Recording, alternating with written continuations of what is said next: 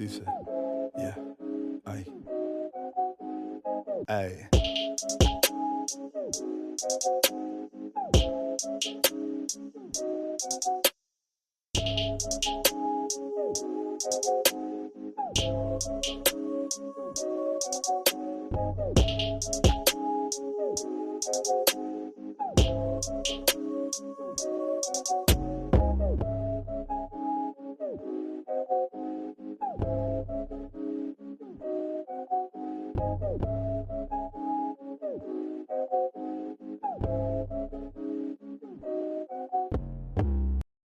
Good day and welcome.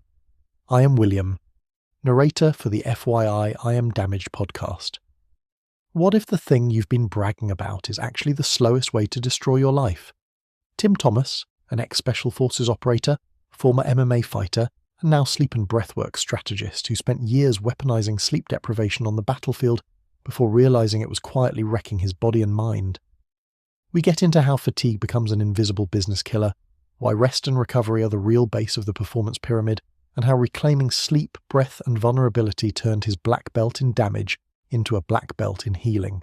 This is the FYI I Am Damaged podcast. Now a word from our sponsor. Oscar wrote a wonderful children's book called Logan, the strong-minded little elephant.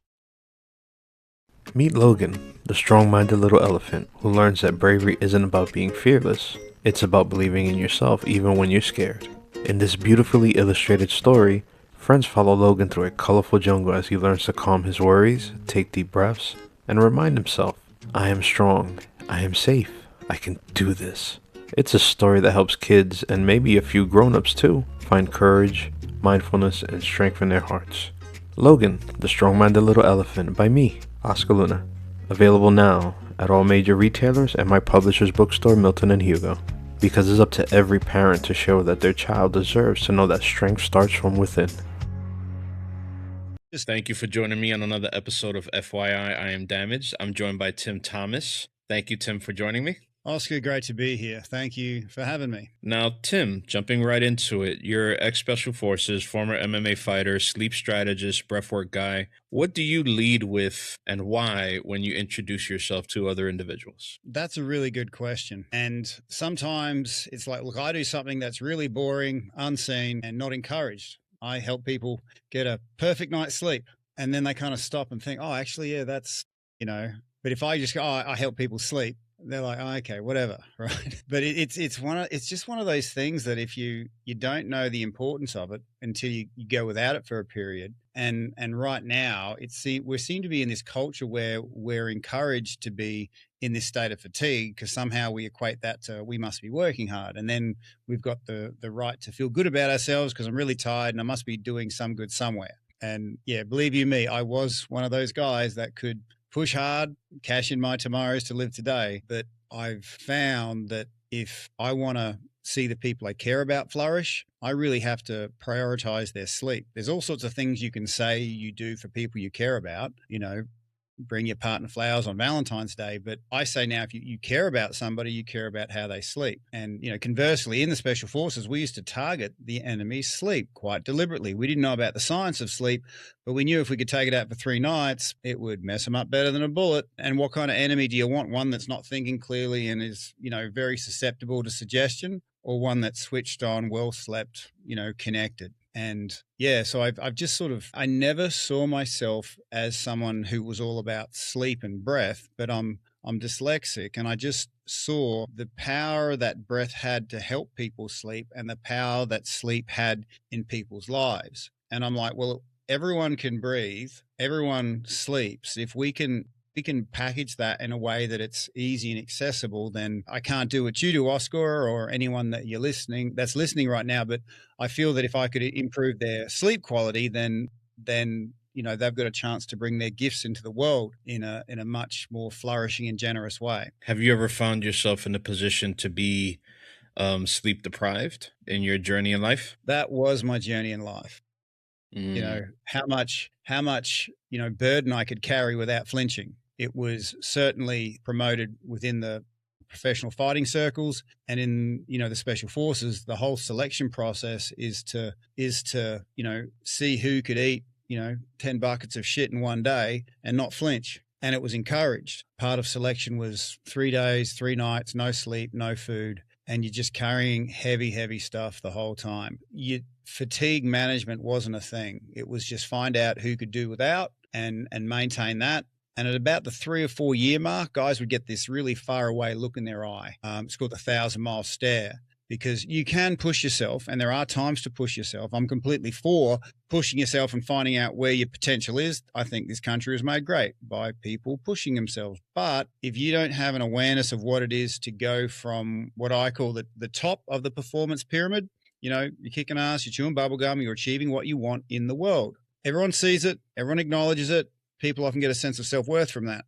But what's unseen is the bottom of the pyramid, the rest, recovery, and healing art forms. And no one encourages that. It's not seen. You don't often get, acknowledgements for that. But in war, it's the first. If you want to destroy someone, you take out the bottom of the pyramid, because that is actually like 2/3 of the pyramid. And once people understand the percentage of performance impact is relative to quality of rest, this is why, like professional athletes, they're all about, the protection of their peace and rest.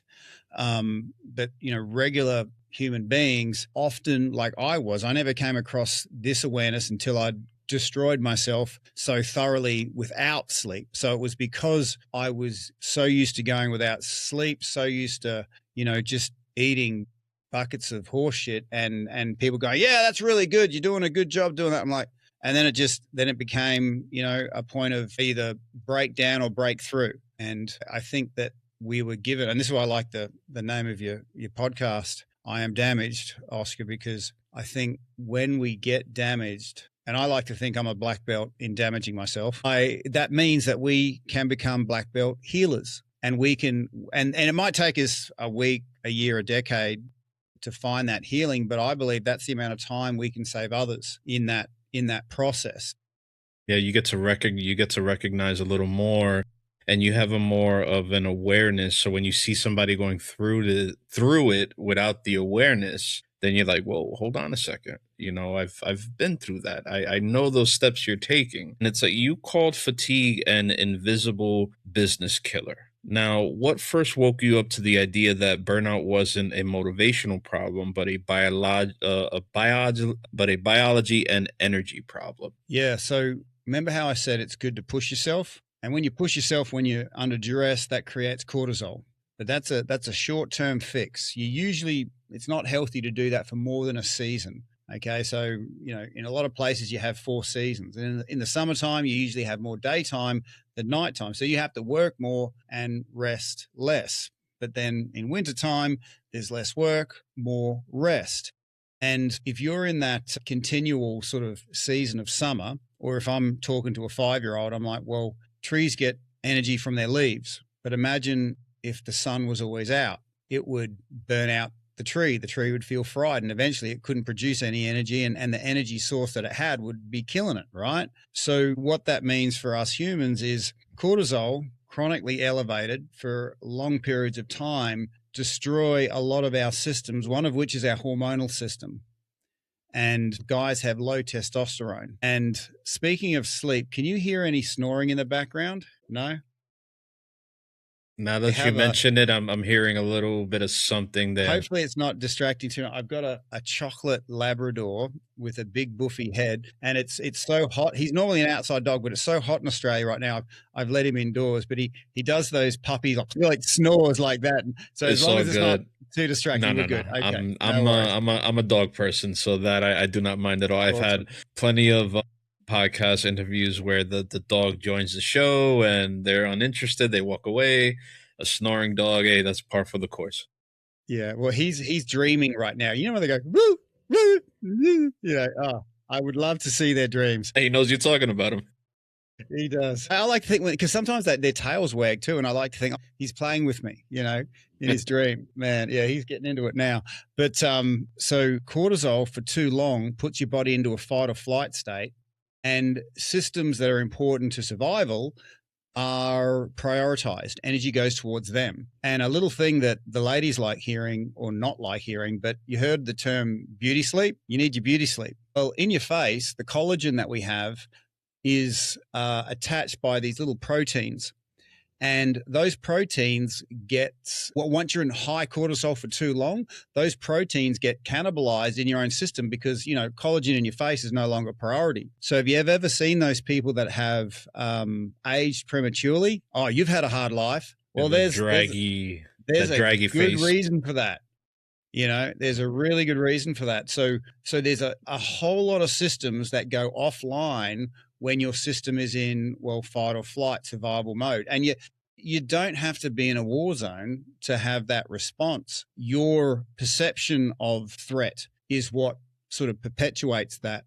When I say I'm a black belt and messing myself up, I was blessed enough to be in situations where I went to this extreme level of fatigue with no support and nothing really to manage fatigue. And I found these ways, out of it. And I thought, well, if it works for me, maybe it might work for others. And what people tend to do, and I'm just trying to dial it back into your question where it's not a motivational thing, it's a chemical thing. Let me just say, the economy of this consumer society loves it when we're in a state of fatigue, because we end up buying more crap we don't need. We end up believing crap we shouldn't believe. Yeah. Never give up. Just go one more day. You can do it. You can do it. And I'm like, please, you're not respecting the need a person has to work and rest. And sometimes we can't work any harder, but I encourage people to sleep harder, if that's a term, so they can simple things. Let me talk about the simple things of appetite. Okay. A good night's sleep improves your leptin. It's a type of chemical in our body that makes us feel satisfied and satiated. But poor sleep increases ghrelin, which is a hormone that makes you eat more. Okay. And it also has you holding more stomach fat. So when I met a mate of mine who was always the fittest guy I knew, and he'd been stressed out because of a particular court case, he blew out to this round dude, probably over 200 pounds. And then he was in a serious state of cortisol and hormonal imbalance. I hooked him up with an endocrinologist that understood what was going on. And he slept for like 20 hours a day for 10 days and lost 17 kilos. Because when your hormones are out of balance and you're in survival mode, it retains the fat around the stomach, especially. And, because when you're in survival mode, you don't know when your next meal is coming from. So the food we eat, let's put it into stored energy and not available energy. So there's all these things that happen chemically that we don't know about, that until, possibly they come on, an honest, authentic, podcast like this one, where they get the real truth. Because, and I'm talking for a bit here, but I'm super passionate because I was in that vulnerable position and I needed powerful information. But what I discovered, Oscar, is it's not an age of information that we're in. We're in an age of marketing. First 6 pages of Google are marketers. And if you're hurting, looking for a solution, there's a lot of people out there that are promising but not delivering. And when you're in a state of fatigue, you're like, yeah, okay, that sounds really good. Here's my money. But then, time will go by. You get a small taste of the power or peace, but then resales, and then years go by and you end up blaming yourself. And you're like, you know what? That was exhausting. I must be the problem. So I said to myself, look, whenever I get into a position of, to give back, I want to connect people as powerfully as possible to like powerful information. So they go, oh, actually, now I can give words to the things I innately knew. And now here's a real way forward from a real person who's actually, been in that location. Yeah.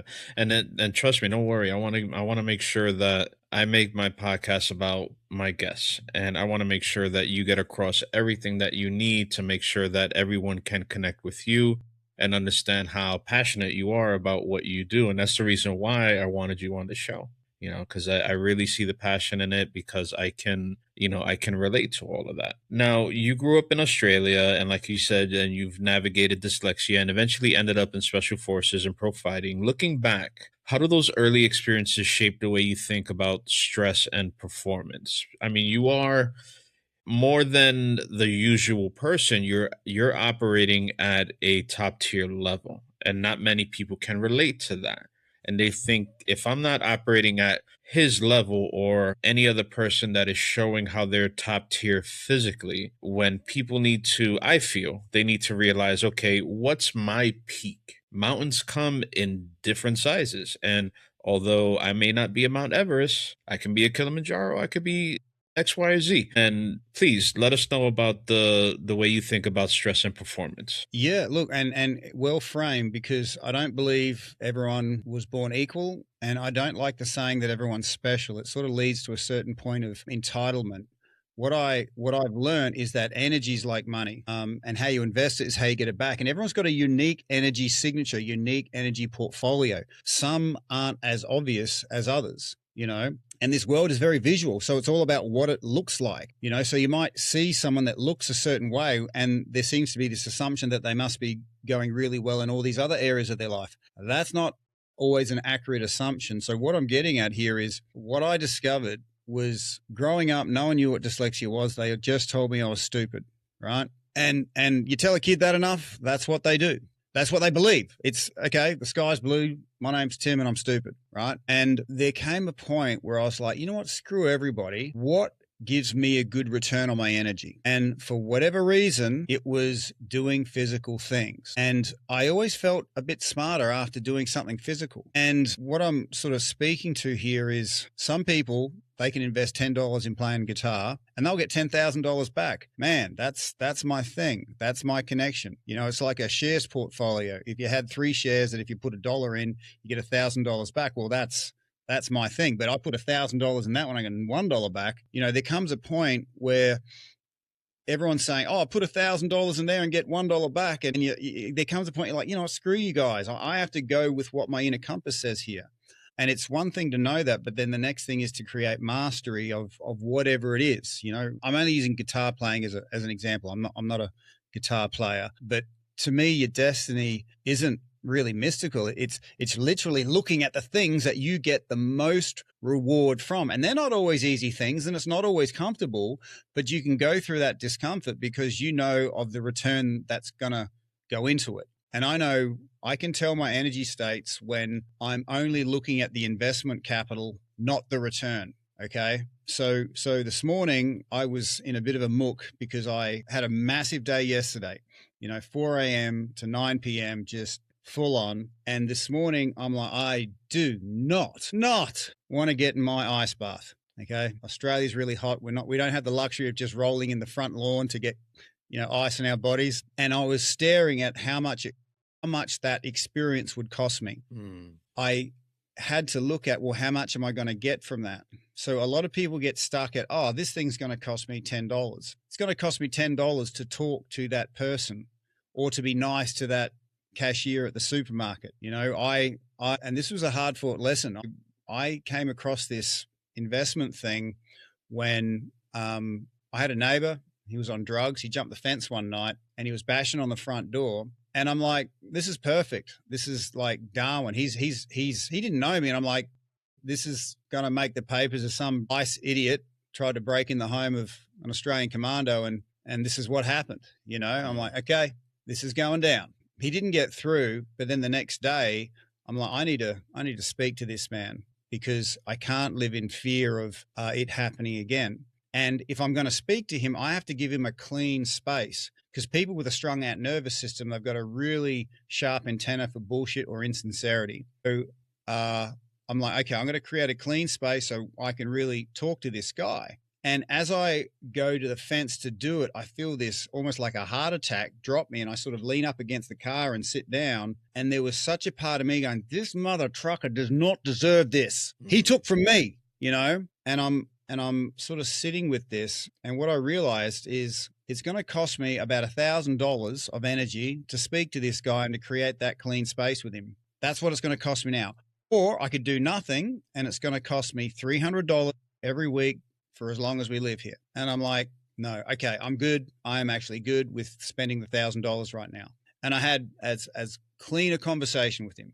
You know, and by the end, gently, he knew who his neighbor was. And, you know, it didn't happen again. But the thing is, when we are moving into something, I encourage people to find out your unique energy signature by investing in these different activities that aren't necessarily comfortable, and observe the return. And then start looking at the return. Like if all I had to do was really make an effort with the checkout person, and then all of a sudden I got more energy. But we sort of get stuck in that sort of energy conservation mode. And it's hard to even think like that when you're in a state of fatigue yourself. So this is why I'm like, let's work on people's sleep. Let's get them out of fatigue. And then all of a sudden they've got capital to invest in, because you got to invest in like 100 different things before. Oh, $1 got me 1,000. I had to invest in $900 worth. So this is sort of, the goal for everyone I interact with, Oscar, is I want them to be an energetic millionaire. Walking down the street with $1 million energetic dollars in your back pocket is very different. And I've been there with only 20 cents in my back pocket. I'm protecting that 20 cents. I'm scanning for anyone that could take it. And holy crap, if someone took 8 cents from me, that's a massive withdrawal. And I've got to get that back. I'm going to spend years trying to revenge that stuff when I completely forgot, the next day I can make another $1 million, Yeah. So understanding your own investment portfolio, energetically speaking, puts you into a state of being fearless. I no longer fear things being taken from me, because I know it's always going to happen. If it's always going to happen, if I know I'm going to get taken $20, I'm going to make sure I've got 20,000. So that $20 is seen in perspective. Whoever took it, keep it, play with it. You've just missed out on the rest of my life. I maintain my boundaries, but I'm making another $1 million the next day, and you can't stop me. I can't stop you taking from me if you try to. And some people get really good at it, but they can't stop us reinvesting in ourselves. And I use all those, experiences where I feel like I've been taken from as an awareness that, Tim, you've got to get back into surplus. Otherwise, I'm just focusing on the deficit. I hope that answered the question, Oscar. No, it doesn't. You gave us a lot of insight on how you operate and how you make sure you take care of your sanity and your rest and your focus and just your energy in total. Because I get it, because I do the same thing. I'm like, every time doing an interview or like I have a day job, it's very exhausting getting in, producing the questions, having to do the after work after I do the interview. And then I'm like, okay, am I going to sit down with someone where it's, pulling teeth, or is it going to be a mate? So it's that guesswork, but I'm like, it hasn't happened yet. That this is, I'm in the present. I'm now, this is, I base it off the fact of pushing myself that this is a passion. I've recognized that. I treat it as such to know. And then people say, like, they ask me, like, I have a great idea for a podcast. I'm like, okay, when you get, and I'm honest with them, I'm very honest. There are some people that I started to help them out, and then all of a sudden I kind of see, and then I'm like, then I stop. Because I asked them, I'm like, okay, is this a passion of yours? I said, because what I do, it's a passion, and it's just I don't look know. At you and go, oh, I want what Oscar has, but I'm not really aware of the work I need, and I don't know myself. So in lieu of not knowing what I should be doing, I'll look at someone else's life and go, well, what's the easiest way to get that?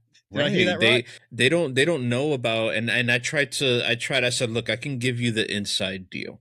I can open the book up for you and show you the instruction manual, and you can use as a template to write your own. But if you don't eat, sleep, and breathe, because like I'll explain the story to you and how we were discussing before we started recording about the vulnerability about it. I always tell people that anybody wants to listen, it's like, well, how did you come up with the podcast?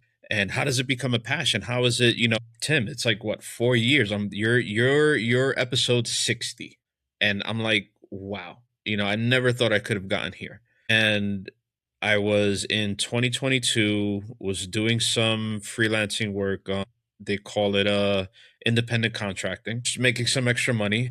And I was delivering to the building and the floor, but not the same apartment, to where my trauma happened, sexual assault with a family member. And, after I was done, I told my wife, I said, hey, look, this is what's going on. I'm not freaking out. I'm okay. Mind you, this has been a weight on me for decades, and I tell people I only began my healing journey in my 40s. This happened to me in my preteens, and the weight of that is massive on a person. I was able to release that in 2024. Leading up to that, it's sort of like a self-fulfilling prophecy. And you understand what I mean when I explain it real quick. So I tell my wife, I said, look, I just need some time. We just had a baby. I didn't want to go back home. And she said, okay. She's like, I'm holding it down. I got you. Go do what you need to do. Come back. Just communicate with me. And that's one solid thing that people need to know, especially people dealing with trauma, is if you have somebody that loves you, communicate with them.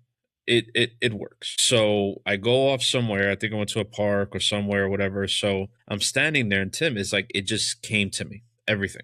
It's like they call it a download. They call it like the muse or whatever. It says you're going to do a podcast, do it on mental strength, resilience. This is what the name is going to be as Tim. It came, everything came to me. It just flooded me. And I'm like, and I never was able to shake it. I've done other things before to either try to make money or try to find a passion or anything like that. It always fizzles out. Everybody understands that. I'm sure you've done a bunch of things and it just never went anywhere until you found that one thing and it's like, I'm not letting this go. So I did that. And doing this podcast, and whatever you do, you always lean on the people closest to you. So when I started venturing out of my circle, I met someone who within their circle, they were doing a few things, and I went on a healing retreat. And I was able to begin my healing journey, which elevated me with my podcast. And it was a good stepping stone to say, okay, what are we doing next? I got a great new therapist. I'm hoping he works out because I had to let the previous one go. And I am all in with healing because I have 3 boys. And the one thing going on this healing journey is like, I said, oh, fuck. I said, if I don't stop, now I'm going to be their trauma. So someone who was traumatized, now me not regulating myself, me not in fight mode, flight mode, wherever the wind blows, I have to think. I said, as a father, having just a newborn, because right now I have a 15-year-old, a 13-year-old, and a 5-year-old. And then it dawned on me, I said, fuck. I said, I'm their trauma, or I'm going to be their trauma. And before it solidifies, I have to do something about it. Now, I've had a bunch of 1 step forward, 5 step back, 5 steps forward, 10 steps back, and then, the back and forth. And people think like, no, this isn't going anywhere. I'm like, no, it's going, because if you're making the effort, you're making the effort with your passion, you're making the effort with your healing, you're making the effort with your health. And that's why I love what you're doing, because your body is the baseline to give it the foundation to say, okay, if my body's not rested, if my body's not at an optimal level for me, not at the optimal level that they think can cover billions of people that function very differently, because and that's what I wanted to get across to you. I am slightly dyslexic. I have Crohn's disease. I could do better with my weight and weight management, and a lot of other things that come through when you set in your 40s and you were getting by with how you were feeling okay in your 20s and 30s. Because when you hit 40, that's when all the clicking starts in your body. So stuff like this. And I'm making sure that my mental capacity and my mental resilience is getting back to what it used to be, or getting back to an area that I'm not comfortable with. Because if I'm not comfortable, that means I have to find a way to be comfortable. And that makes somebody explore, okay, I'm a good person. There isn't anything wrong with me. I've been through a whole bunch. And that's what I learned from one of my other guests. He was like, when I did an interview with Fred Moss, he was like, he helps people through that. He's like, there's nothing wrong with you. There's nothing wrong with you other than the fact that you've gone through some traumatic moments, but it doesn't mean you're not worthy. It doesn't mean you're not good enough. It doesn't mean any. You are you. You are perfect. You're not hurting yourself. You're not hurting anyone. So why do you think there's just something wrong with you? You're just another human being existing, and that's why I reveled in the fact that I was diagnosed as mildly dyslexic, because it gave me a view on life different than anyone else, with a different perspective and how I process things. And they're like, oh, I like the way you think, and X, Y, and Z. And I'm like, maybe whatever's happening to me inside my brain is making me see things in a way that no one else can see it. I might be special, not dealing with something that is regarded as a disability or whatever it might be regarded as. And that's I guess the latter half of my life in a nutshell, because, and I tell people, like, people exploring, I say, is this really a passion? Is this really a passion? Because I've been passionate about negative things. I've been passionate about positive things, and this is one of the positive ones. So to navigate that and to see somebody and identify, like, I don't think this is a passion. You may have a good idea, but yeah, there's tons of good ideas out there. That's why there's Pepsi. That's why there's Coke, two sodas. Two people had a passion. Same thing. But how far are you willing to go with it without hurting yourself or other people to make it something that's going to be amazing? And I recognize that. So it's like, how they say in the States, like, real recognizes real. So I understand, everything that you're, trying to describe to my listeners about, look, how you invest yourself, how you manage your sanity, how you get yourself in a better place. And you hear my dog in the background. You have a No, I snoring like dog. it. I have a barking I dog. like it. And something, I want to acknowledge you for an open and a really thoughtful, well laid out share. And as a fellow dyslexic, certain images dropped out of my head as I was listening to you. And one of which was you had that burden, and when you dropped it, it became a stepping stone. Mm-hmm. I I'm like that. Wow. I like that. That burden, once dropped, became a stepping stone to what you had to do next. I'm gonna use that. I like that. And whether you spoke to that burden or not, the weight it was putting on you was being felt by all around you. And Yes. us blokes, we tend to think, let's just not talk about it, and that way everything's going to be okay. It's still, our state of being is more impactful than we'd like to admit. And yeah, there was such a gentle truth spoken through that, and I could hear the gentleness you're trying to give to those people that they wanted it, but they didn't really want to do it. Yeah, they thought it was something easy. And I said, look, there's so many facets of it. And I've been doing this, except for when my wife can step in certain instances. I'm doing this by myself. So there's the prepping, there's the technical part, there's the, like, I can't even tell you how many no's I've gotten. That's what one person told me. The first person who I interviewed that was outside of people who I know, she said, let me give you some advice. Be ready for a lot of no's. And I was like, wait, but I have a great idea. People would love to talk about this. Like, and I was like, so, and then no. I had at one point in time, about 3 to 4 weeks ago, I had 3 people either cancel on me or ghost me for silly reasons that I'm like, day after day after day, 3 days in a row. And I'm like, wait, you guys approach me. You guys approach me to be on here, to talk to me. And then all of a sudden you forget, or you have to reschedule. But I understand if like something happens, and I'm like, wow, but again, everybody's not born at the same time. Everybody doesn't live the same exact life. So after I process my emotions and go through it, I understand that. So you know what? They're their own thing. And trust me, I know like how we went through, and this is a rescheduled interview. So like I knew already. And I've already, that was before our first scheduled interview that we had to reschedule. So I already knew. I said, all right, all good. All good. We'll reschedule. We'll get back to it. If there's another open available date, we'll get to it. It is awesome to develop the grace for other people after you develop it for yourself. Yeah, that order is often forgotten about. And I believe, what I've come to believe, is the world we're in, it's a growth-based universe. Okay. It wants you to grow, but you're not going to grow if you're lifting light, if I use the gym analogy. And you're going to be using muscles you don't normally use. Okay. So we spoke about vulnerability.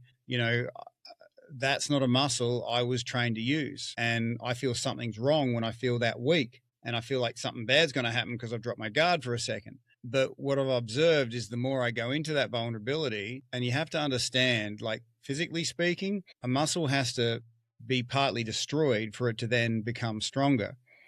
It's literally like a death of a part of ourselves when we're going into this vulnerable space. We've never done it before. We're not familiar. It doesn't feel as strong as all the other parts of us. But when I've sat with that, like something so magical that I would never have expected, no matter how hard I worked, I would never have gotten that had I not just sat with it. And funny things pop out like happiness. Oh my gosh. Who thought middle ages could be happy? Mm-hmm.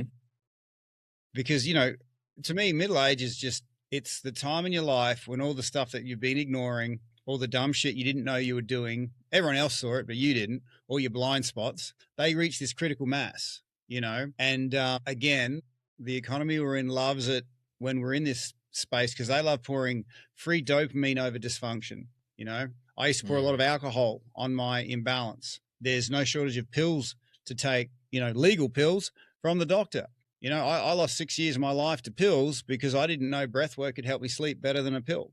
And that I can't get that time back, you know, but as God is my witness, if I can be of service to others and save them that 6 years, you know, that's what I feel like I was put through that process so I could then have skin in the game for others. And honestly, I probably wouldn't have as much empathy for others if I wasn't put in that scenario, you know? Yeah, I'm not that, I don't think I'm that benevolent. and it's amazing, and you hit the nail on the head. I feel when you said, you know, I had to sit with it, and it's that processing time that people have, but they tend to avoid. And is you have to do some self processing. You have to do some self reflection and understand that structure of what I did or what was done to me, and then who I am as a person, and what am I learning from this, and then how am I moving forward? You know, begin, middle, and end. Your life is a constant story that's being told to yourself, and a lot of people don't pay attention to it. And if you pay attention to your own movie of your everybody's life is a movie.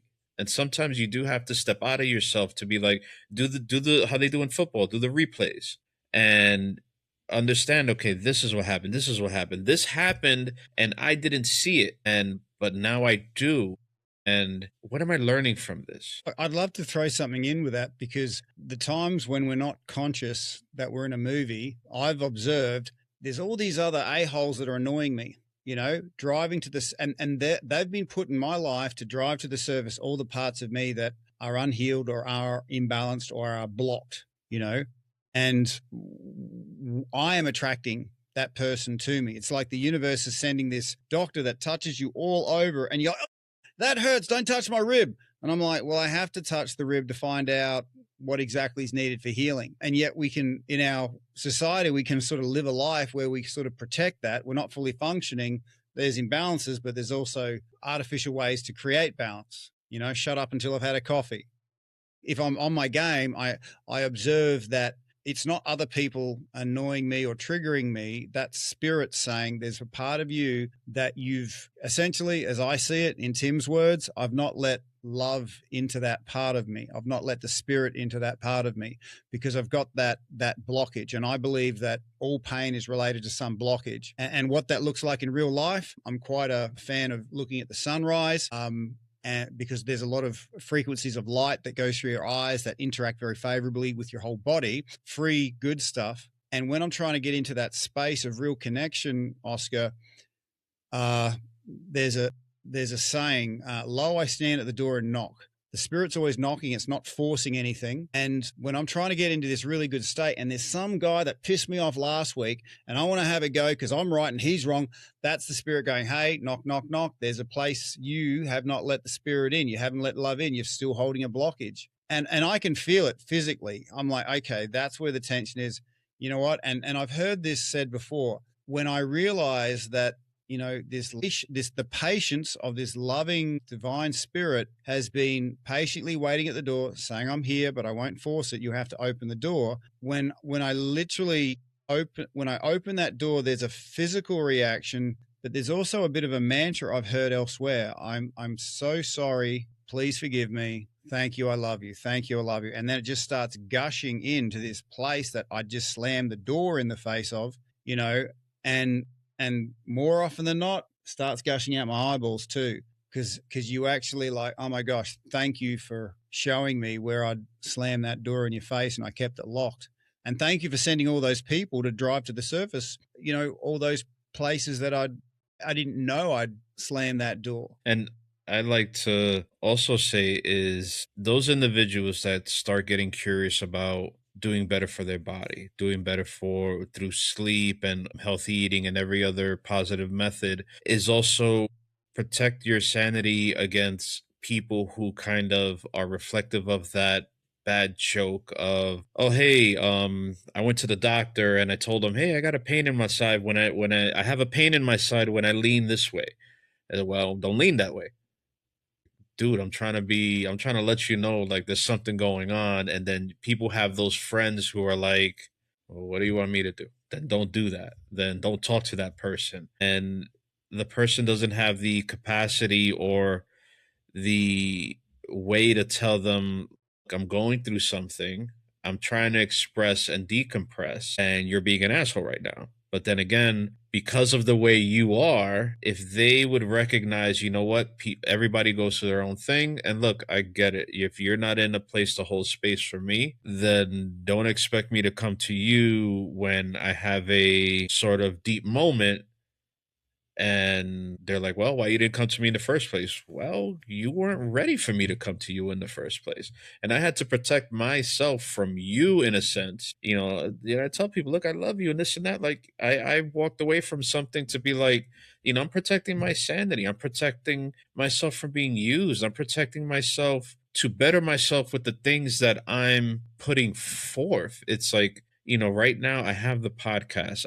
But above all that, I have my children, I have my family, I have my wife. I'm a homeowner. I'd laugh about it because, maybe you might find this funny, but I come from the South Bronx and living in apartments my whole life. I'm like moving into this home. I own a tree. I own two trees. I have two trees on my property. And yeah, I know other people who have thousands of trees. They have acres, but I'm like, I moved into a house and I looked at my wife. I'm like, we own two trees. Like, that's amazing. It's not a part of the background noise of your life. It's like we have to take care of them. We have to prune them. We have to make sure they're healthy and trim them and make sure that, they don't affect the neighbors' yards and everything under the sun, grass, all that type of stuff. And I'm like, this is so weird to me. It is a labor of love, but then it made me a better person and more appreciative of the things that I have. It literally exhausting myself as being a family man and a homeowner made me appreciative of life in general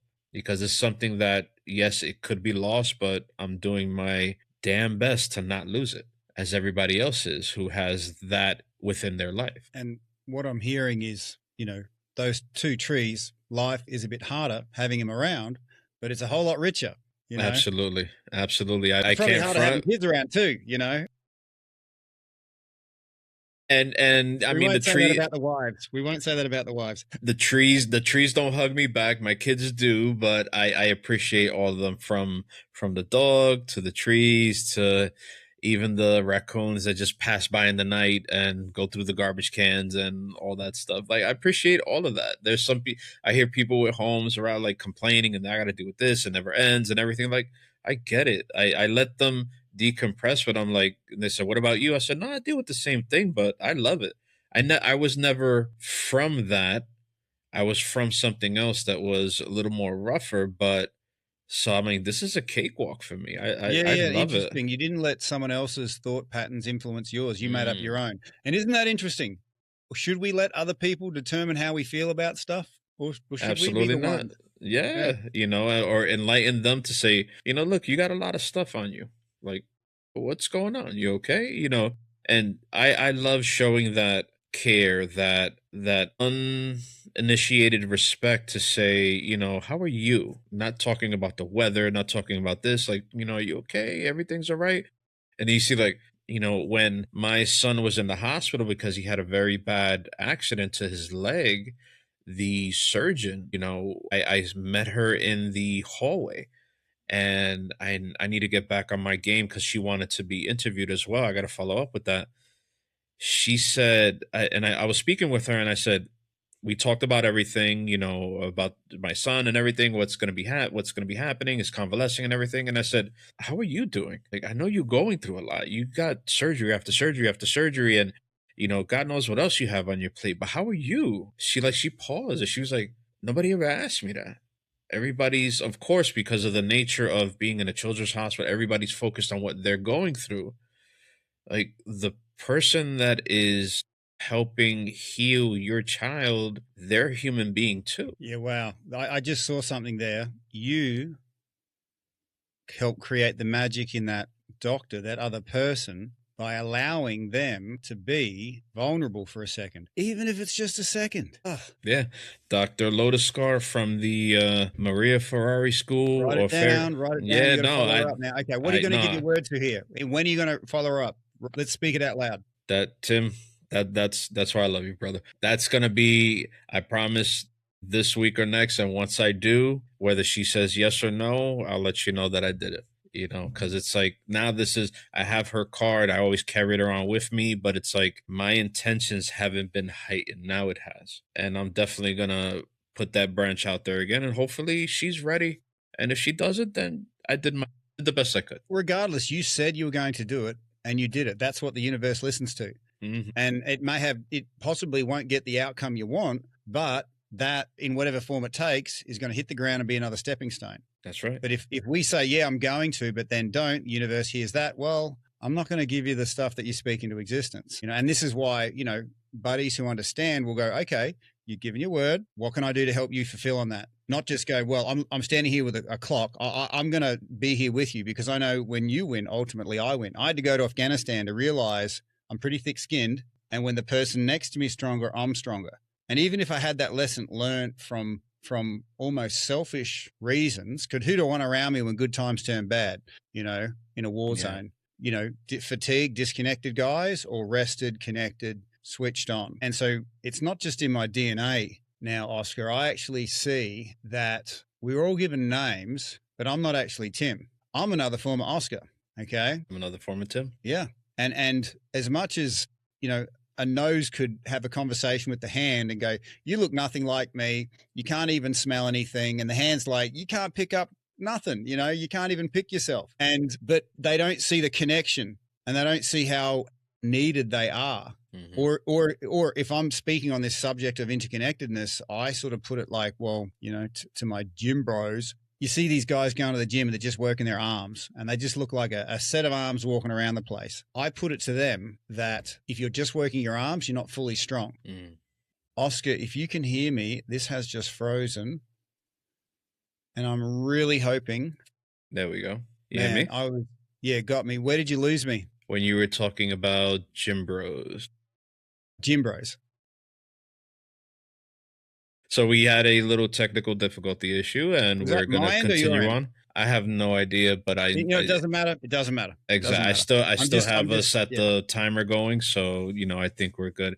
But what's funny how you mentioned all of that with the hand and the nose, and they don't realize they're part of the same body. We're all human. We all go through the same things in various ways, and it's an amazing journey that people are in the same time, being born in different spots, doing amazing things, hopefully for themselves. Now, getting back to what you do, breathwork in bed sounds almost too simple. Your app, your breath, a mattress. For someone picturing something mystical, how do you explain what you actually teach in layman's terms? In layman's terms, I Uber Eats in perfect sleep. You press a button, it'll turn up.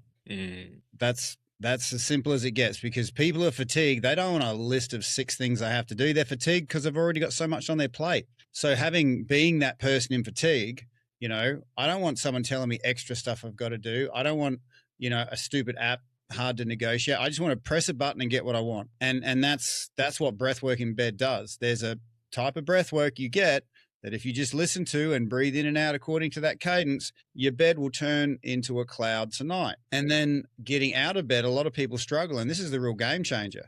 Most of the time when I wake up, for the most part of my life, there's this sense of not just fatigue, but what's the point? It's like these negative thoughts. I've heard them called vultures on the bedhead, where if I don't have that good stuff to put in, these vultures will dive in and start running the show.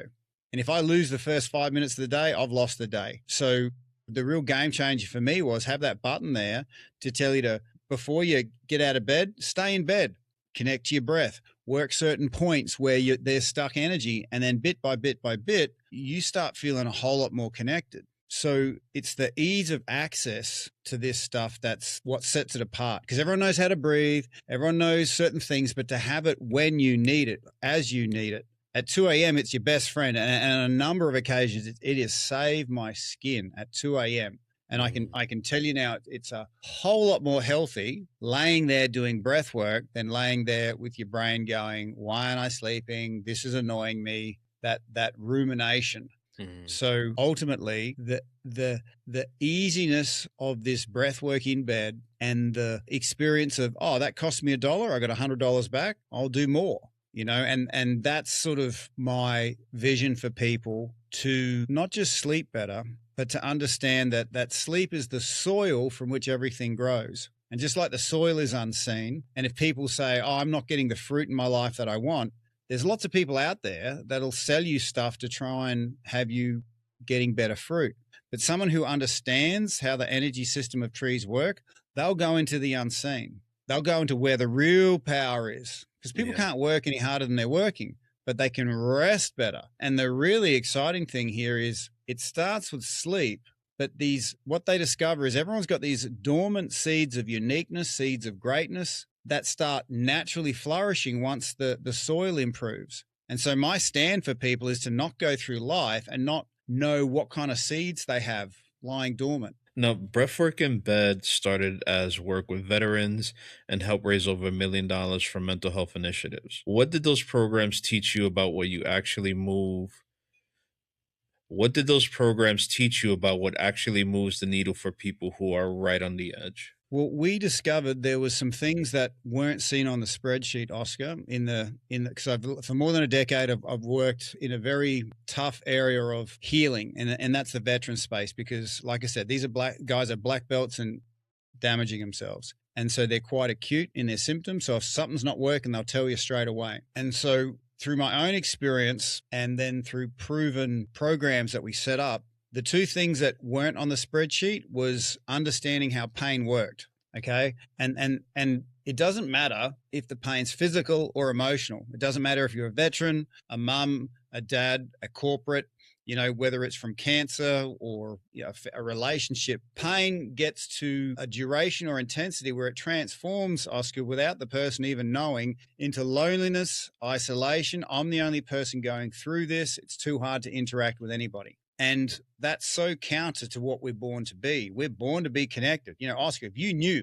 I had your back 100% and you had my back 100% like everything else is a very small detail. Bring it on, right? Bring it on. But if I feel like no one's got my back, I'm in this all on my own, I don't know who to trust, the world's occurring as threat, safe, run away, fight, I can't drop my guard for a second because I'm the only one looking after me, because then something bad's going to happen. It's going to be my fault. So you could have millions of dollars of resources going into that person, and it's largely water off a duck's back when they're feeling all alone. And this feeling of loneliness leads to fatigue because you're not sleeping. And we, with the limited resources we had, addressed those two things by breaking the isolation. And if you want, I can break down how we did that.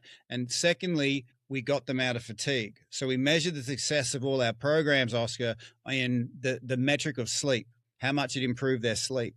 Because you take care of those two things, the observation was their own inner knowing just came out. It just popped to the surface. It's like this compass that was their guiding compass. If it had the rocks of loneliness and fatigue on them, they didn't know where to go. They didn't know what to do. But once you remove those things, and it took a fraction of the percentage of resources that get misused in this space. So with very little, we could create these incredible outcomes because we actually understood that, this person had everything they needed inside of them. What they couldn't do in their extreme state was break their own loneliness and get out of fatigue. And everything I do has to pass a P test, right? It's kind of funny. 3 Ps. It's got to be powerful, positive, and permanent. Okay, the last P is the most important because there's plenty of powerful and positive stuff out there, but a week later, what's changed, right? If we say we're healers, we have to care about people the next day, the next week, the next year. And so when we had these programs, we would want to give these guys access, regular access. Because I'd just done this program in this local military base, and I got an email from a lieutenant colonel who didn't attend, but he said, look, all my sergeants were coming up to me saying that was the first good night's sleep they had in 3 years, 4 years, 5 years. And he thought it was amazing. And I'm like, I didn't say this, but I'm like, that's terrible. You know how much damage 5 years of poor sleep can give somebody? Yeah. And how easy was it to fix? You should have got me out there earlier, right?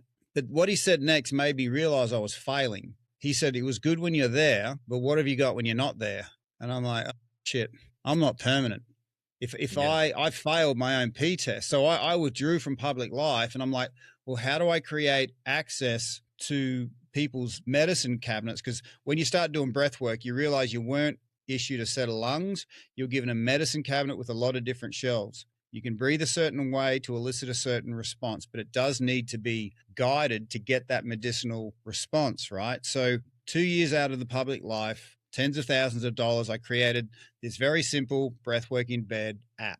So anyone with a phone can look up those 3 words, and all you have to do is tell it when you want to sleep, and then we take care of the rest, because that's what people want. I want Uber Eats right now, press a button, done. And breathwork is one of those things where you actually get a quite an immediate response. Now, just so you know, as a side note, Oscar, in Australia right now, it is 11:11, which doesn't mean much to some people, but every day I just send a little note to my son, who's 21 now, just saying, hey, and so I've just sent him that little thing, and now we can move on.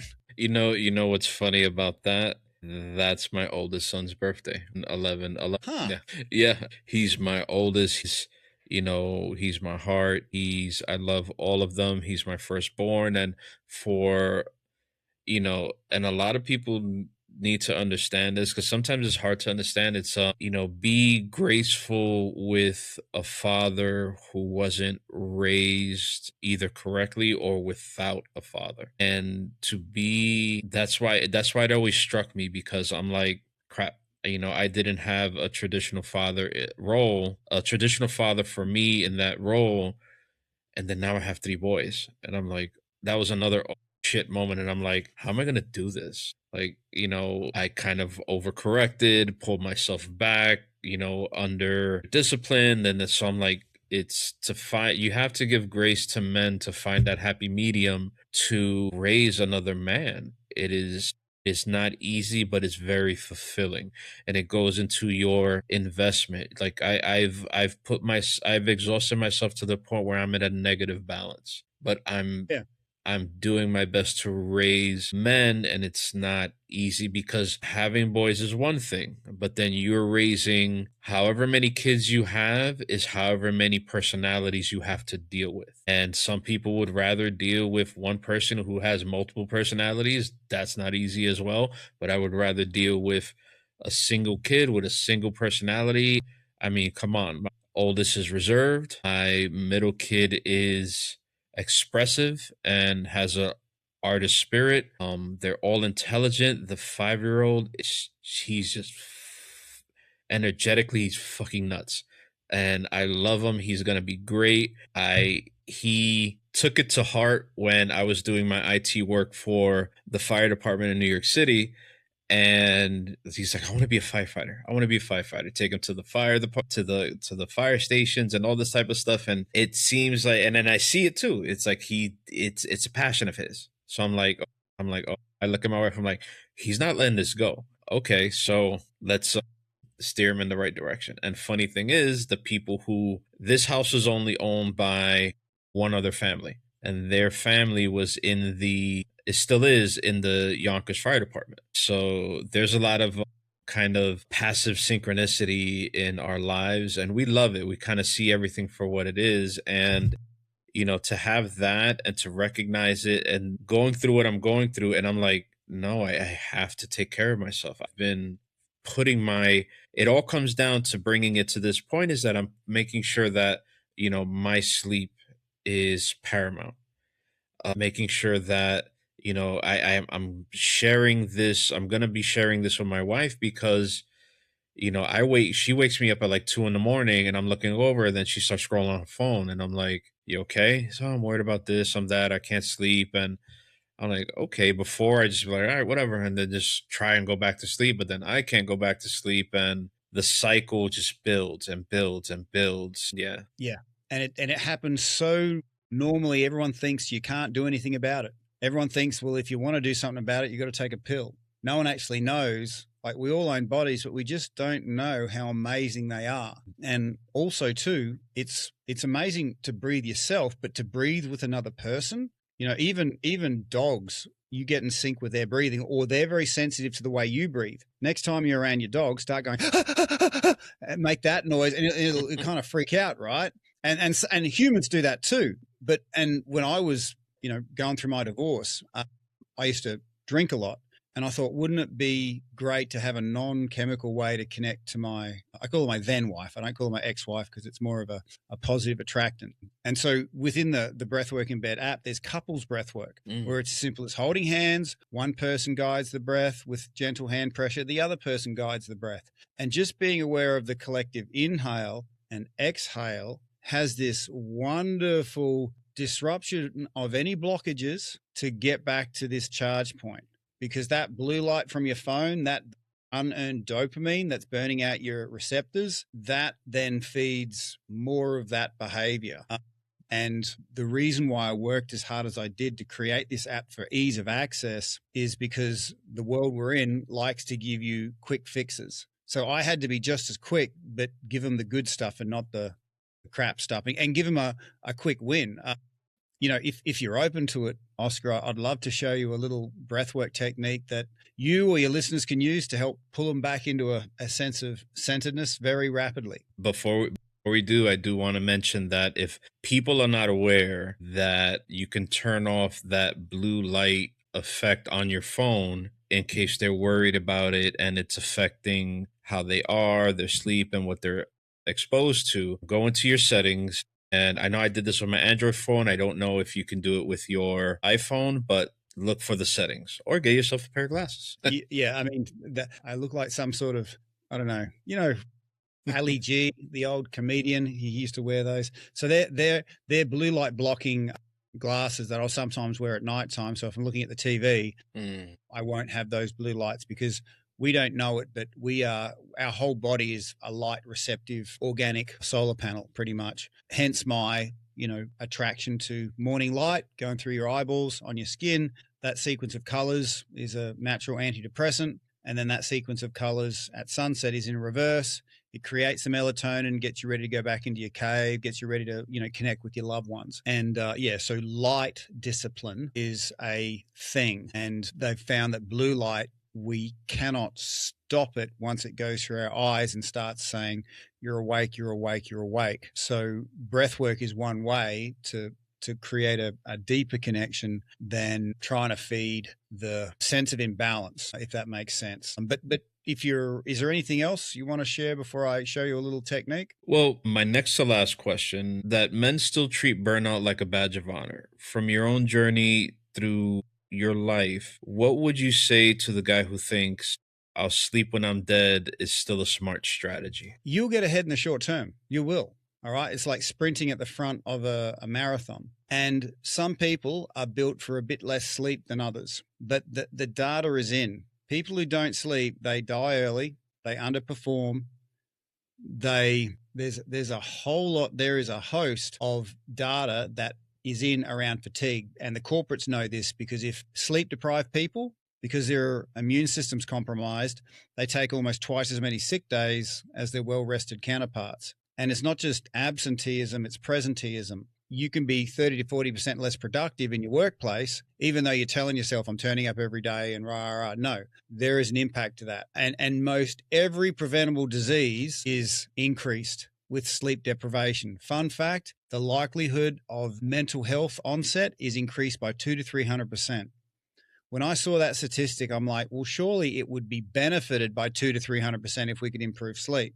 And again, I didn't want to be that guy up the front saying, sleep's good, you need to sleep more. Yeah, fine. How do we do it? That's why I, spent the time to create access through, without sounding like a salesman, the BreathWork in Bed app. This is my ease of access point.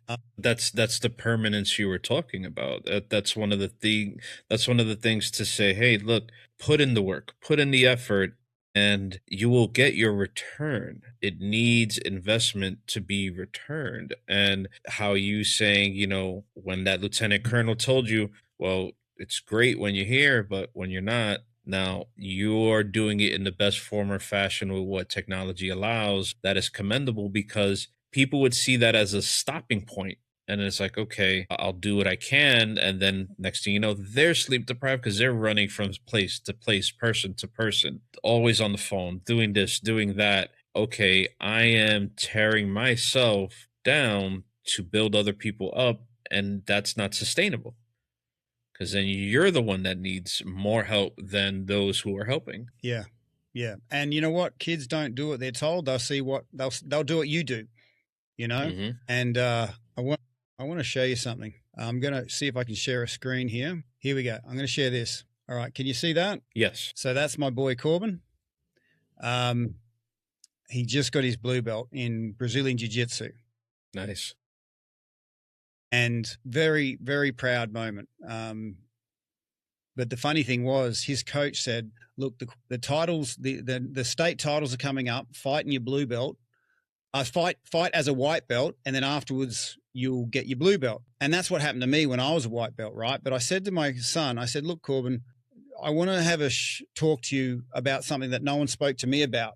And that's how you use your gifts, okay? Do you use your jiu-jitsu to win, or do you use your jiu-jitsu to get stronger? Now, I have to be honest, when I was your age, I wanted the win. I wanted the trophy. I wanted to be awesome. I wanted people to say, Tim, you're awesome, right? Obviously, there was some sort of deficiency there I felt needed filling. And I said to Corbin, I said, listen, you know that your coach wants you to fight as a white belt, but just consider what your intention is here. This is your intention. Also, when he fights because he was only like 18 there, right? When he fights as a blue belt, he's fighting grown men. He's in the man division now. This is his first thing fighting grown-ass men that have probably trained for twice as long, right? And I said, there's no judgment. I'm being honest. I wish someone had the same conversation with me. What are your thoughts? And after a very long, like 10 seconds of silence, he goes, you know what, Dad? I reckon I could give those blue belts hell. And I'm like, proud dad moment. So that's why we've got engraved on there, give him hell. That's awesome. On the thing. And he got in there, he fought, he gave him hell. They really tried to rip him a new one. But he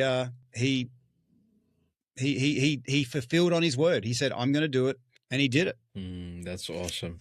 And if you'll allow, I would love to put that picture up when I put all the postings for the episode and everything. Yeah, for sure. I'm trying to stop sharing the screen. Here we go. From one dad to another. Like, I love hearing those stories. I love, I'm that way with them. I always look for the teachable moment, but at least I try to identify them because they're growing, and I never want them to think I can't ask dad anything. And, I was at the webinar, and it was done, seminars, and it was done, and my son calls me. He likes to do what I do. He went for a walk, and it was about to be dark. And in our neighborhood, some roads it could take a long while before you get to somewhere where you can switch up and get closer to home. I'm about 20 minutes away, 25 minutes away. He calls me concerned. He's like, Dad, I'm a little bit scared. I'm at a place. We have this place called Untermeyer Gardens, where it's a beautiful place. It's like a little hidden gem in Yonkers. And he walked through there to go out to a spot, and it led him to another road, but then he couldn't go back. So he's like,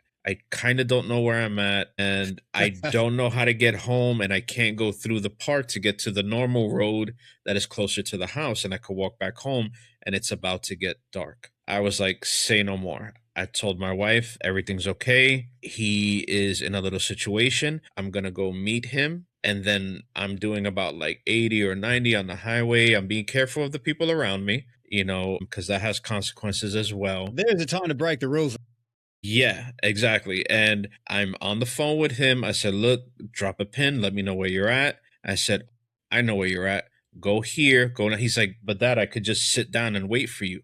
No, I don't know where they got that line from in that movie, where the movie with Brad Pitt about, the infected people walking around and he's just trying to save his family. But I'm like, no, I said, you need movement. Movement is life. That's the quote. Yeah. So that's according to the movie.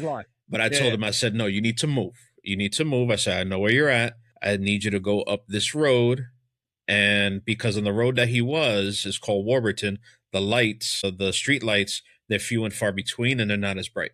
So I said, no, you need to walk up through here. So you get up on North Broadway and it'll be more illuminated and you'll feel a little better and safe. Trust me, that little investment in moving your ass to a better spot will put you in a different space to understand, like, I'm good. Plus, my dad is on the way. I dropped everything. I didn't say goodbye to anyone. I didn't worry about what they felt about whatever. I just told my wife, I got to go meet him. He's scared and he's concerned about getting home. I'm not going to let him sit on the street in the dark waiting for me. Hey, figure it out. No, what are you doing? I'm not one of those dads, because they went through it with their dad or their parent. And as soon as he was coming up that road to get to the spot where we're waiting in front of a hospital that's near us, that's when I pulled up.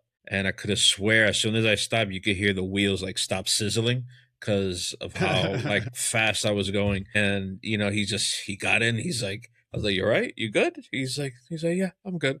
But you feel like, okay, my parent is providing me safety. And that echoes to a lot of older individuals because sometimes or most of the time they never felt safe by their parent. And matter of fact, their parent was, and I see both sides of the coin because I may have not reflected safety to them in certain instances. So providing that to him, just whether he knows it or not, it put me over the moon, you know, to be... Look, it gets locked in your nervous system. Yeah. You know, like when I needed something, it wasn't there. Therefore, I have to be the only one looking out for me. And, you know, these things echo through the generations without us even, you know, addressing it. Mm-hmm. And, you know, kids are so good because it does make us look at those burdens we're carrying and say, oh, well, I've been okay carrying it. Do I want my kids carrying this thing? Yeah, you're right. Now let's get through that breath work. I have my wrap up and I got a date night going tonight after Fantastic. I'm well, done. You know what? You might even break out this breathwork technique with your wife because it's my little party trick on how to completely relax your body in less than 3 breaths. Gotcha. Okay. Now everything is done by permission. Okay. There's nothing forced here. And breathwork is so super powerful that it has the ability to change our state completely. So the best way I've found is to give it permission and invite it in. So I ask 3 really, really simple questions whenever I'm doing this with somebody. In this case, it's you and all the people listening. I invite you just to do these very simple, easy questions so you can allow this to make you feel good in all the different parts of mind and body. So, you know, Oscar, do you give permission to your very own breath to make every cell in your physical body feel really, really good? Yes. Awesome. That was easy. Oscar, do you give permission to your very own breath to make every part of your conscious thinking mind feel really, really good? Yes. Fantastic. Last one. Oscar, do you give permission to your very own breath to fully nourish and make feel really, really good your unconscious mind? Yes. Fantastic. Now, this is going to be super simple and we're going to build on it. All we're going to do is exhale, blow it all the way out, wait for it. And when you breathe in, then breathe in more, hold it. We're going to give it a bit of a wriggle. Okay. So we're going to, if you're in a chair, you know, supported, if you're listening to this, do it in a safe location, ideally seated, you know, not driving or cutting up carrots. You got carrots in the States? Of course. I'm just messing with you. So that's a good form of breath work, laughing. Okay. It's good that you're laughing. Not many people laugh at my jokes. It's probably the dad joke thing. So what we're going to do is start with the exhale, then breathe in, but then breathe in more. Cool. Gotcha. So blow it out and shake it out. Blow it out, shake it out. Blow it out, shake it out. Out. And when you're all the way out, breathe in and then breathe in more. Now hold it and then wriggle your shoulders, wriggle your spine, move your chest around, open it up. And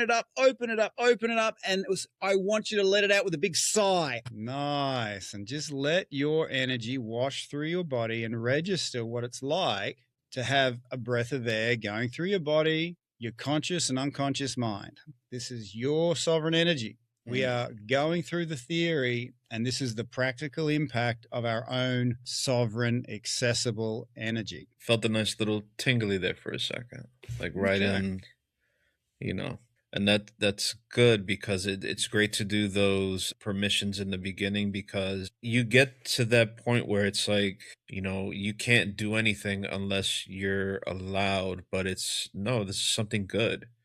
This is something good. You're not hurting yourself. And, saying all of that is like, no, like I give myself permission to make myself feel better in any positive way, and no, I like that. It's Thank you. Thank you, Tim. it's about to get better. Okay. So you notice when you breathed in and then you breathed in more, you noticed a Mhm. bit more space opening up here. Yeah. Okay. We're going to call that your secondary inhale. So your primary is where you normally breathe. Your secondary is this one here. And what a lot of people don't know is, and this is what I love about doing what I do, is people don't know how amazing their body is. What you don't know is in your 2 fingers and thumb is a power button that if you pinch, you will boost your secondary inhale. Okay. So we're going to do the same thing again, but we're going to have our power buttons ready. I'm having mine up here just so you can see it, but normally it's down by your side. We're going to blow it all the way out and shake it out just like we did. We're going to rapidly breathe in through our nose. And when we get to the top of our inhale, I want you to pinch your power buttons. Okay. And notice how pinching those buttons, it's going to look like this. You blow it out, shake it out. And then when you're ready, we have those power buttons pinched to open up that top third. Cool, cool. Gotcha. All right. So power button's ready. Blow it out, shake it out. Blow it out, shake it out. Out, out, out, out, out. The more you shake, the better it is. Shake, shake, shake, shake, shake. When you're all the way out, mouth closed, breathe through your nose, rapid inhale. Hit those power buttons. Look up, look up, look up. Hit those power buttons. Raise your chin, raise your chin, raise your chin. Now hold it and feel your chest opening. Wriggle your shoulders to open up your chest. Wriggle, wriggle, wriggle. Open, open, open. Move your spine, move your spine. Wriggle in your chair. And if it feels good, let it out with a nice big sigh. Let that wash through your system. This is your sovereign energy. What you're experiencing right now, a lot of people pay a lot of money for. I don't even want to talk. Yeah. Well, and just feel the warmth, because you've got access to this for the rest of your life now. Okay. People discover that breath is their best friend, their closest ally, their greatest lover. And my dog is making a lot of noise. Snoring. Oh, he's good. He's good. Let him live his best life. And the funny thing is, though, when we breathe through our nose, it goes over our sinuses. So we have instant access to oxygenating our system through our sinuses. When I was a professional fighter, my coach used to say, before you do a combination, Tim, do a big snort to oxygenate your brain so you can then execute it properly. Now, I don't know if that was based in science or not, and it worked in combat. I was later to discover that your nose produces a particular gas that is not produced by mouth breathing. It produces a gas called nitric oxide. Nitric oxide is a natural mood regulator, brain, mood enhancer, immune function booster, cardiovascular enhancement. Did I say immune response? As well as sexual function. Nitric oxide they gave to athletes to help them perform better.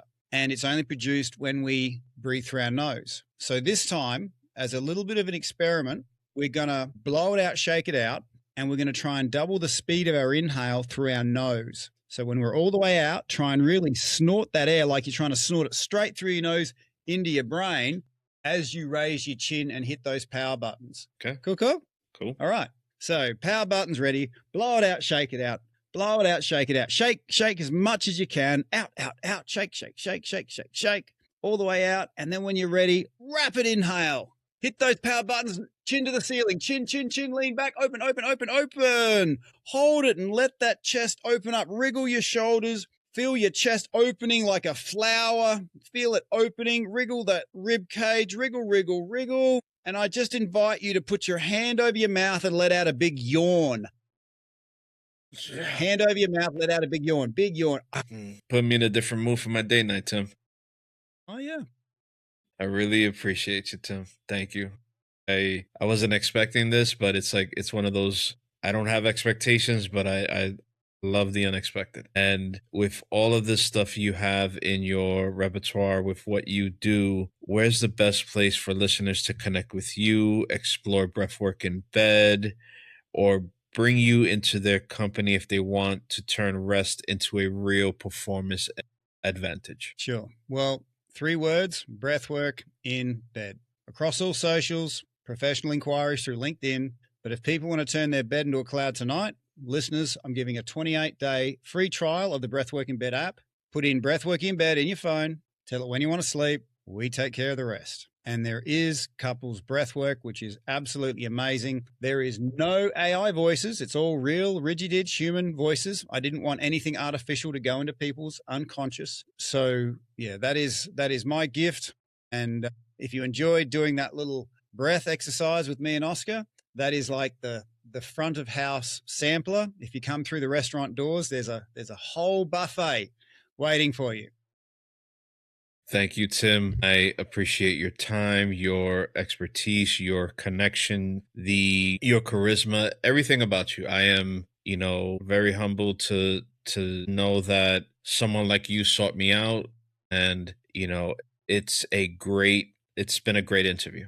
And I will big up everything that you do because you've given me a taste, and I'm going to look through it and go through everything. And I want to do my wife and I are looking for more things to get connected with. So that couples breathing, I definitely want to try it with her. She's a very spiritual person. So that type of deal, and if it's us getting connected, trust me, she's all for it. I'm actually going to talk to her tonight after we, when we go out and, have that evening to ourselves, we're having this connection tonight, and, I'm going to pursue this with her, and then I will keep you updated as to how everything goes through, because I'm loving, this is the great thing. I didn't invent this stuff. I discovered it. And I'm connecting you to something that's older than both of us, right? Mm-hmm. And you're going to have this connection, for the rest of your life. And anyone who's listening, because there's people right now that are going, oh, whatever. But then there's people like, oh, this is the real thing. I really want to take that on. So if you're open to it, and this is a challenge I'm going to throw out there, you can accept or decline. It's zero expectations, but it's to prove that this stuff works or doesn't work. I challenge you to do the 28-day free trial of the BreathWork in Bed app, where you're going to sleep with breath, you're waking up with breath, and then we circle up again in 28 days. Do you accept? Yes, sir. I do. Thank you very much. And I can't wait to see what day 29. I'll keep you in the loop. And do you want to know everything at the end, hit you up in the middle, or dealer's choice? We'll hit each other up on WhatsApp, I think. If you're on WhatsApp, yeah. Because this isn't the last conversation. I don't want to just quit it and of course, leave it. No. Keep the conversation going. And we might just do a small touch base at the end. And so you can give honest to God, real life feedback, what worked, what didn't, the whole transparency thing. I'm committed to having the parts that work seen, having the parts that don't work be seen. I don't want to hide anything, especially when people are in that vulnerable place where they are fatigued and they're looking for solutions. And trust me, like, if you're trusting me with that, I will be as honest as I can to let you know from my perspective, and hopefully it can help you refine it to make it, take it however it is to make it as awesome as it already is. Tim, awesome. Thank you very much. Awesome. No, thank you. Thank you, Oscar. That was a wonderful episode. If you've been telling yourself I'll rest when I'm dead, Tim might be the interruption you need. We heard how selection courses, fight camps, and years of white-knuckling through pain left him fried, spiritually vacant, and one decision away from collapse, and how learning to sleep harder, breathe and feel changed not just his performance, but his capacity to love and show up. He broke down the chemistry of burnout, why marketing preys on exhausted people, and how simple, consistent sleep work can quietly reshape your energy, body and relationships. Download his BreathWork in Bed app and feel the difference a good night's sleep can have on your life. Adelante, siempre por tu mente. Forward, always, for your mind. This is the FYI I Am Damaged podcast.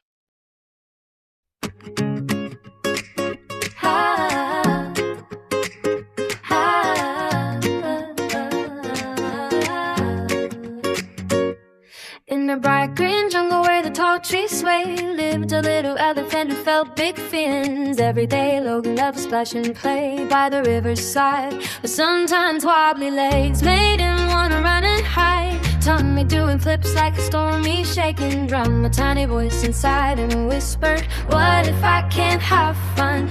Then Brandon the wise monkey smiled from the tree, said, little friend, take a breath, come and sit with me. feet on the ground. Feel your hand on your heart. We're breathing together. That's how courage starts. I am strong, I am safe, I can do this. Breathe it in slow, let it out with a wish. When my mind feels wiggly like a monkey in the trees, I calm my heart down with my breath and my knees. I am strong, I am safe, I can do this. Step by step forward through this scared and the what if. Even when my tummy feels funny and tight, I can still be brave, I can still shine bright. Next day in the jungle they played a game of tag. Logan felt the nervous pull, his body started to drag, but he remembered Brandon and the tools he had inside. Took a deep gentle breath instead of running off to hide. Breathe in the sunshine, breathe out all the fear. Stomped his big elephant feet and felt his courage appear. With the wiggle of his trunk and a lap so free, whispered to himself, there's a lion heart in me. His friends saw him smiling as he joined in the game. They asked, Logan, what's your secret? You don't look the same. He said, when my thoughts get loud, I don't have to stay small. I breathe and move my body and I stand up tall. I am strong, I am safe, I can do this. Breathe it in slow, let it out with a wish. When my mind be wiggly like a monkey in the trees, I calm my heart down with my breath and my knees. I am strong, I am safe, I can do this. Step by step forward through the scared and the what if. Even when my tummy feels funny and tight, I can still be brave, I can still shine bright. Little heart listening, this song is for you. It's okay to feel scared, that feeling's true. But just like Logan in the jungle so wide, you've got quiet, steady strength living inside. So breathe in slowly, feel your feet on the floor. Let your shoulders soften, you don't need to.